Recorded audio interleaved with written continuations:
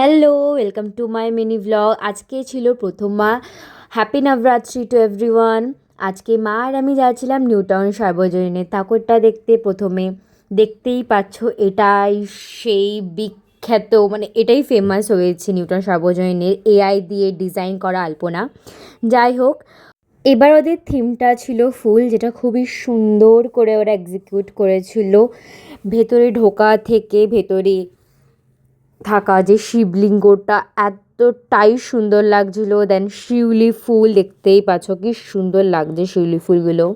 দেন মায়ের পাটা এমন করে যেন আসছে, মনে হচ্ছে মানে বলা যাবে না, এতটাই সুন্দর লাগছিল। আর আকাশটাও ওরা এতটাই সুন্দর করেছিল, খুবই সুন্দর। জানি না বৃষ্টির পরে কি হয়েছে, জানোই তো কলকাতার অবস্থা কীরকম হয়ে গেছে। যাই হোক, প্রথমে একটু লেট ঢুকতে না দিলেও কিছু একটা প্রোগ্রাম চলার কারণে পরে আমরা 15 মিনিট ওয়েট করার পরে ঢুকতে পারি।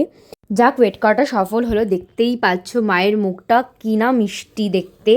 আর আর প্যান্ডেলের ভেতরটা ঠিক কাচের হওয়ায় যেদিকেই তাকাও সেদিকের মায়ের মুখ দেখা যাচ্ছে আর কাশফুল। এত সুন্দর একটা মনে হবে কাশফুলের বাগানে যেন মা স্বয়ং বসে রয়েছে। এত সুন্দর লাগছিল প্যান্ডেলটা, আমার তো খুবই ভালো লেগেছে। দেন মা আর আমি বেরিয়ে পড়লাম সুশি খাওয়ার জন্য, বিকজ আমার অনেক দিন ধরে খাবার ছিল সুশি, আর সেন্ট্রালের এদিকে আসাই হচ্ছিল না। যাই হোক, এই নমনম থেকে আমি সুশি কিনেছিলাম, বেশ ভালোই। তখন খাইনি, বাড়ি এসে খাওয়াবো। আর রাস্তাটা এত সুন্দর করে সাজিয়েছি কি বলবো, পুজো আসলেই যেন কলকাতা সুন্দর করে সেজে ওঠে। যাই হোক, সুশিটা খুব ভালো ছিল, আমার তো ভালোই লেগেছে। খুবই রাক্ষসের মতো খাচ্ছি। যাই হোক, মা আর বাবার ঠিকঠাক লেগেছে, বাট আমার ভালো লেগেছে। পিস 250 রুপিস নিয়েছিল, একটু হাই প্রাইস ছিল, কিন্তু যাই হোক ঠিক আছে, পেট ফুল হয়নি আমার।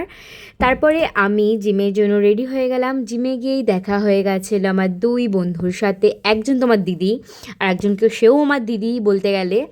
আর আমরা তিনজন এক্সারসাইজ করা হয়ে যাওয়ার পরে বাড়ি এসে আমি বিগ বস দেখতে লেগে গেছিলাম। দেন খেয়ে দিয়ে রেস্ট করলাম। দেখা হচ্ছে নেক্সট ব্লগে, টাটা।